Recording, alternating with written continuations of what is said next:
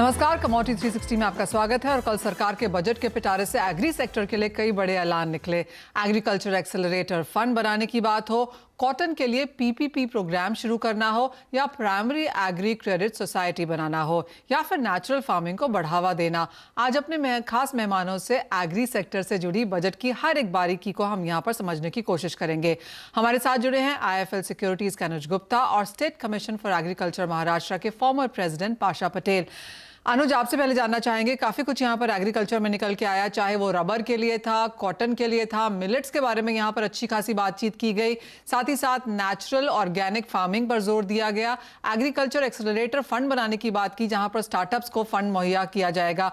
कैसे देखते हैं ओवरऑल आप एग्रीकल्चर के लिए जो ये नए स्कीम्स के साथ सरकार ने बातचीत करी?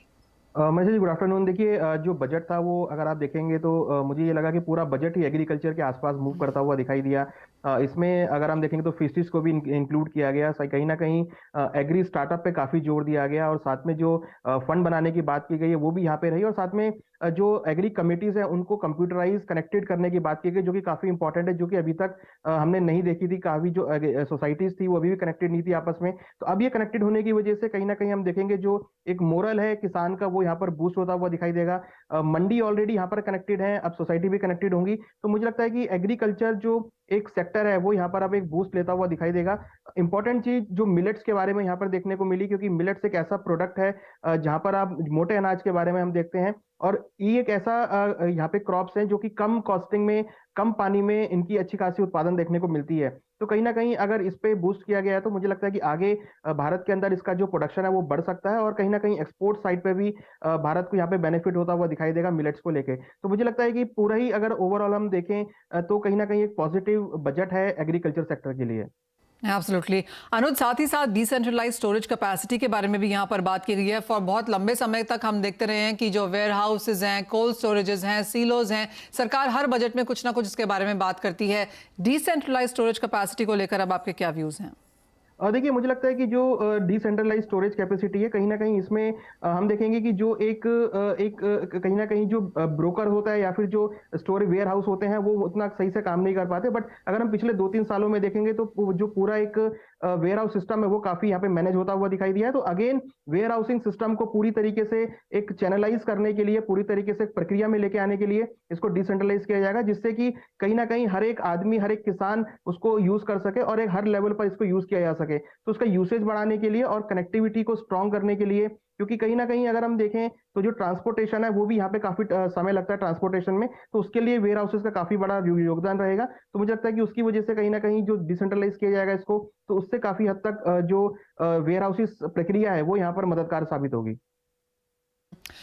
साथ ही साथ हमारे साथ अब पाशा पटेल भी कार्यक्रम में मौजूद हैं। पाशा पटेल जी, नमस्कार। और बजट में जिस तरह से अनुज भी कह रहे हैं कि एग्रीकल्चर के लिए काफ़ी कुछ यहाँ पर दिया गया, कुछ ऑफ कोर्स यहाँ पर विजनरी है जिसको करने के लिए, इम्प्लीमेंट करने के लिए अगले 2, 4, 5 साल लगेंगे, लेकिन बाजार का ये मानना है कि जो डिसेंट्रलाइज स्टोरेज कैपेसिटीज बढ़ाने की सरकार ने बात की है वो काफ़ी ज़रूरत है और काफ़ी ईजिली इम्प्लीमेंट भी किया जा सकता है।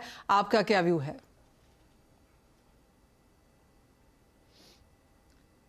पाशा पटेल जी, आप कैसे देखते हैं बजट को एग्रीकल्चर के लिहाज से और जो ये डिसेंट्रलाइज स्टोरेज कैपेसिटी की बात की गई है उस लिहाज से? मुझे पूछा ना आपने, सुनाई नहीं दिया मुझे। हाँ जी पाशा पटेल जी, मैं आपसे पूछ रही थी आप कैसे देखते हैं बजट को एग्रीकल्चर में जो यहाँ पर एग्रीकल्चर के बारे में।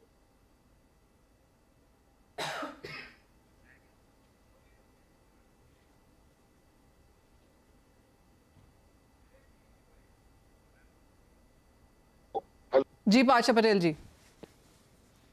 देखिए, एग्रीकल्चर के बारे में अगर इस बजट में अगर सोचा गया ना तो दो चीजें बहुत अच्छी उभर के आई है। एक तो ये गोडाउन, जो किसानों का अनाज रखने के लिए जो गोडाउन की जरूरत थी ना, उसको बड़े पैमाने पे सरकार करने वाली है। नंबर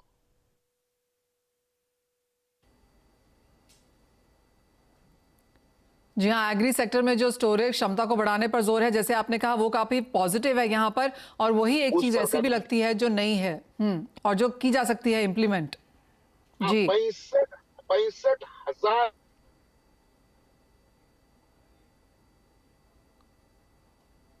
सोसाइटी ये एरिया कार्य करने वाली है। और इसके माध्यम से अब तक सारे सोसाइटीज क्या करते थे गांव में के, तो गांव में के सोसाइटी सिर्फ क्रॉप लोन देते थे। अब ये सारे सोसाइटियां एग्रीकल्चर को लगने वाले जो जरूरी चीजें हैं वो कुछ भी कर सकते हैं, पेट्रोल पंप भी कर सकते हैं, या और उसके ऊपर कुछ किसानों अगर चाहते हैं सोसाइटी के माध्यम से तो प्रोसेसिंग करने की भी लोन मिलती है। ये सबसे बड़ी उपलब्धि इस बजट में किसानों के लिए मुझे दिख रही है। पाशा पटेल जी, ऑर्गेनिक फार्मिंग पर भी यहाँ पर काफी जोर दिया गया। बराबर है ना, देखिए कैंसर का प्रमाण इतना बढ़ गया है।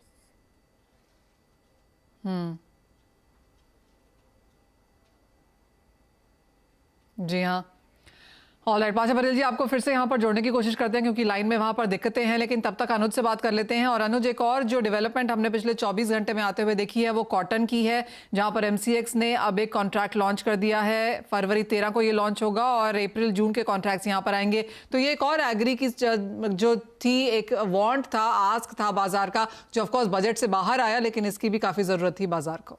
देखिए, कॉटन जो है वो पीपी का जो पार्टनरशिप है उसका काफी बड़ा एक लाइव एग्जांपल है, क्योंकि जो इस बार कॉन्ट्रैक्ट सेट किया गया है इसमें पब्लिक और प्राइवेट दोनों ही प्लेयर्स को रखा गया है और उसके बाद ये कॉन्ट्रैक्ट यहाँ पे सेट किया गया है। तो कहीं ना कहीं बजट आने से पहले ही इस कॉन्ट्रैक्ट पे काम किया गया और डेफिनेटली जो आगे भी हमें लगता है कि जो आगे भी कॉन्ट्रैक्ट्स होंगे या फिर एग्रीकल्चर जो भी कॉन्ट्रैक्ट होंगे डेरिवेटिव पे भी अगर आप देखेंगे तो काफी कुछ देखने को मिला है। तो कहीं ना कहीं पीपीपी प्रोग्राम के अंडर में अब आगे चलकर भी काफी ऐसी कमोडिटीज लॉन्च होती हुई दिखाई देंगी जो कि पीपीपी पार्टनरशिप के अंडर रहेंगी। तो मुझे लगता है कि काफी अच्छा एक स्टेप है कि यहाँ पर पब्लिक और प्राइवेट दोनों को ही एक साथ जुट होकर एक नया कॉन्ट्रैक्ट लेके आ रहे हैं। तो पार्टिसिपेशन हालांकि पहले भी कॉन्ट्रैक्ट के कॉटन के कॉन्ट्रैक्ट में काफी ज्यादा था और मुझे लगता है कि अब जो कॉन्ट्रैक्ट है ये और भी सिंप्लीफाइड है, यहाँ पर और भी अच्छा हम जो वॉल्यूम है वो एक्सचेंज में आता हुआ देखेंगे।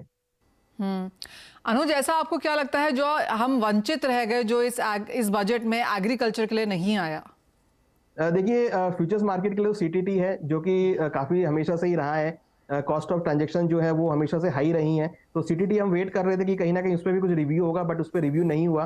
तो वो एक इम्पॉर्टेंट पार्ट था जो कि हम यहाँ से मिस आउट होते हुए देखा गया। हालांकि हमें ये भी एक्सपेक्टेशन था कि जो हमारी कमोडिटी बैन हुई है फ्यूचर्स मार्केट में वो दोबारा से लॉन्च होंगी या फिर कुछ नई कमोडिटी को लेके भी कहीं ऐसा डिस्कशन अभी नहीं हुआ कि नई कमोडिटी जो ऑलमोस्ट 80 से 90 कमोडिटी जो लिस्टेड है उनको यहाँ पर दोबारा से स्टार्ट किया जाए, जिससे कि जो फ्यूचर्स मार्केट का एक दायरा है वो यहाँ पर बढ़ता हुआ दिखाई दिए। तो ऐसी भी चीजें मिसिंग रही, बट मुझे लगता है कि आगे चलकर कुछ अमेंडमेंट्स इसमें आ सकते हैं जहां पर वो चीजें देखने को मिलेंगी। एब्सोल्युटली। पाशा पटेल जी, काफी कुछ यहाँ पर दिया गया, लेकिन कुछ सेक्टर्स हैं जिनको लगता है कुछ नहीं आया। वो है एडिबल ऑयल सेक्टर, टेक्सटाइल के लिए यहाँ पर कुछ नहीं दिया गया, प्लांटेशंस को भी कहीं ना कहीं लगा कि कुछ नहीं सुनने को मिला। नहीं, प्लांटेशन के लिए तो आया है, लेकिन एडिबल ऑयल के बारे में तो कुछ होना चाहिए था। क्यों? तो इसका कारण ये है कि अब बाजार में सोयाबीन और ये ऑयल सीड के जो रेट है ना, तो 2 साल पहले 10 से 11 हजार तक गए थे, अब वो 5,000 पे आके रुके हैं। तो लोगों को लगता है कि थोड़े पैसे और बढ़ के मिलने चाहिए थे, तो इसलिए कमोडिटी इसके बारे में ऑयल सीड के बारे में अगर थोड़ा अगर निर्णय होता तो किसानों में बहुत खुशी की लहर आ सकती थी। इस पे और भी सोचना चाहिए। कुछ बजट आके गया बोले तो सब कुछ खत्म होगा, ऐसा नहीं होता। लेकिन आपके माध्यम से अगर कोई सुनता है तो मुझे किसानों की एक बात का आवाज पहुंचाने की जरूरत है कि एडिबल ऑयल के बारे में कुछ ना कुछ सरकार को सोचना पड़ेगा। नहीं, ऐसा मुझे लगता है। एब्सोल्युटली जी। और एक और चीज जो इस बार यहाँ पर हमने देखने को मिली पाशा पटेल जी, वो था डिजिटाइजेशन, टेक्नोलॉजी, ग्रीन एमिशंस। इसके ऊपर काफी तवज्जो यहाँ पर रही। एग्रीकल्चर एक्सेलरेटर फंड्स यहाँ पर स्टार्टअप्स के लिए शुरू किए गए। इन सबको आप कैसे देखते हैं जो नई यहाँ पर पहल है? देखो, मुझे इसमें और एक अच्छी बात जो इस बजट में लगी है ना, तो ये बात ऐसी है कि ग्रीन ग्रोथ बजट कहा गया है इस बजट को। सबसे बड़ा कि पर्यावरण के तरफ तवज्जो दी गई है। सबसे बड़ी बात यह है कि 35,000 करोड़ रुपए ग्रीन एनर्जी के लिए रखे गए हैं। नंबर 1, 200 बायोमास प्लांट इस पे खड़े करने की भी बात कही गई है। 0% कार्बन करने का भी सरकार ने अपना अंदाज डिक्लेयर किया है। और इसके ऊपर जो हाइड्रोजन मिशन के लिए 19,700 करोड़ रुपए सरकार ने रखे हैं। इसका मतलब ये है कि ग्लोबल वार्मिंग को हम किस तरीके से इसकी तरफ देखेंगे और ये ग्लोबल वार्मिंग को रोकने के लिए या मानव जाति को बचाने के लिए नया संकट खड़ा हुआ है टेम्परेचर का और इसका, तो ये रोकने के लिए जो करना जरूरी था वो सरकार कर रही है। इस बजट में सरकार अपने कदम इस दृष्टि से उठाए हैं, ये देखते हुए जीरो बजट की कंसेप्ट और 35,000 करोड़ ग्रीन एनर्जी को और जीरो बजट कार्बन, ये सबसे बड़ी उपलब्धि मानव जाति के लिए, एग्रीकल्चर के लिए है। क्योंकि तो एग्रीकल्चर हर साल अब प्रोडक्शन हमारा कम से कम होते जा रहा है। 2030 के बाद 40% दूध, 40% गेहूं, 40% चावल उत्पादन कम होने वाला है। लोग तो बढ़ रहे हैं, खाने के मुंह बढ़ रहे हैं और प्रोडक्शन अगर कार्बन इसकी वजह से, टेम्परेचर की वजह से अगर कम होता है तो खेती को बचाना जरूरी है। और उस हिसाब से क्या करना है सरकार के समझ में आया, ऐसा मुझे लगता है। और सरकार इस पे जो बात की है इससे मैं बहुत ही खुश हूँ, क्योंकि मैं खुद 5 साल से ग्लोबल वार्मिंग पे काम कर रहा हूँ। बड़े पैमाने पे वृक्ष लगाना, पौधे लगाना, बांस की खेती करना, ये काम मैं कर रहा था। और मुझे इस बात का आनंद है कि मैं जो काम 5 साल से कर रहा था वो पूरे का पूरा काम इस बजट के माध्यम से आया हुआ है, ऐसा मुझे लग रहा है। एब्सोल्युटली। तो काफ़ी सारे बड़े बड़े पॉजिटिव्स हैं यहाँ पर, चाहे वो स्टोरेज कैपेसिटी को लेकर हो, ग्रीन ग्रोथ की जो सरकार ने यहाँ पर बात की है, एग्री क्रेडिट सोसाइटीज़ की बात की गई, और जैसे कहा गया कि जो कॉटन है वहाँ पर भी एक पॉजिटिव हमने स्टेप आते हुए देखा है। तो काफ़ी सारे थम्स अप यहाँ पर एग्री सेक्टर की तरफ से। अनुज पाशा भाई जी, बहुत शुक्रिया साथ जुड़ने के लिए और हमारे साथ एग्री बजट पर यह बातचीत करने के लिए। लेकिन एक बहुत बड़ा आवंटन इस बार हमने एनिमल हस्बेंड्री पर भी आता हुआ देखा है, डेयरी एंड फिशरीज पर भी यहाँ पर काफ़ी पॉजिटिव क्यूज़ हैं। उन सब के बारे में डिटेल से बजट में क्या क्या निकल के आया, क्या है उसके मतलब, जानेंगे अपना एमुल के एक्स एमडी RS सोढी के साथ।